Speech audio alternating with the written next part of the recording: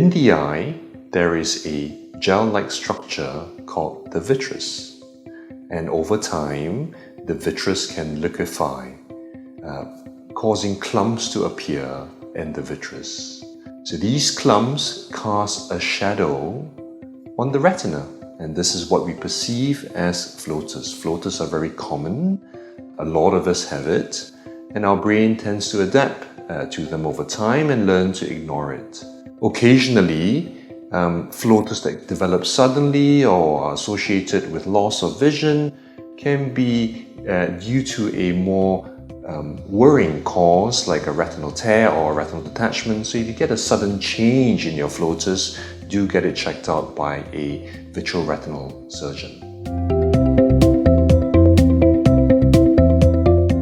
The commonest cause for eye floaters is development of clumps in our normal gel, so called the vitreous. So over time, the gel liquefies and clumps form, and these manifest themselves as floaters. So that's the commonest cause, and it's the least worrying cause. There are other reasons floaters can develop. For example, if there is a tear in the retina, if there's retinal detachment, that can be associated with a curtain coming across one's vision. There can be blood in the eye. For example, in patients that have diabetes, there can be some bleeding that can develop. And inflammation in the eye can also cause floaters. So liquefaction of the gel is the commonest cause, and there's some other less common cause that need assessed by a vitreoretinal surgeon because treatment may be required. It really depends on the reason you develop eye floaters. The commonest cause for eye floaters is liquefaction of the normal vitreous gel, so in that scenario, it is not dangerous. However, there are some other causes that can lead to potential loss of sight, and sometimes that can happen very rapidly. So when there's a sudden onset of many floaters with associated loss of central or peripheral vision, then you really need to get your eye checked out to ensure that there isn't a retinal detachment that could lead to blindness without treatment. Sometimes in some conditions such as diabetes, bleeding can also develop. That can be a sign of progressive retinal disease of the eye that again needs more attention. So it depends on the cause. Usually it's not dangerous, but sometimes treatment is required to prevent loss of vision. The treatment of floaters depends on the cause of floaters. The commonest cause is clumps developing in the normal gel of the eye, called the vitreous, causing floaters.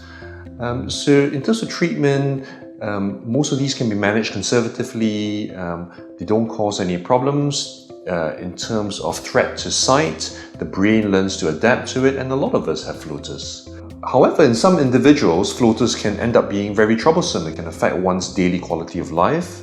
In some people, and there is a treatment for it to remove floaters. There is an operation called vitrectomy, where we would remove the gel from inside the eye and clear the floaters. Interestingly, the vitreous, it doesn't actually have any function after we're born. It is only there to help the eye develop when we are in our mother's womb.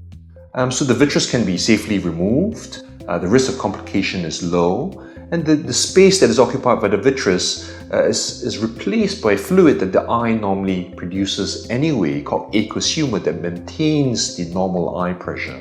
So vitrectomy surgery can be done to remove floaters. When there are other causes for the floaters, such as a retinal detachment or bleeding in the eye, vitrectomy surgery can be done to treat the underlying retinal problem.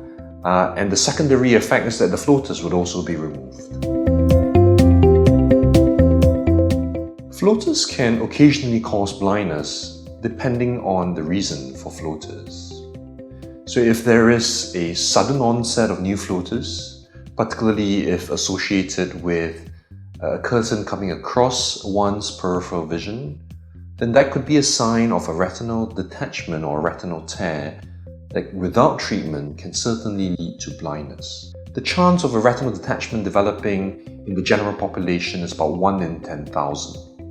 So it's uncommon, but statistically some patients, some people will get it. The more common cause for eye floaters, which is clumping on the normal vitreous, on the gel in the eye due to aging changes, those do not cause blindness.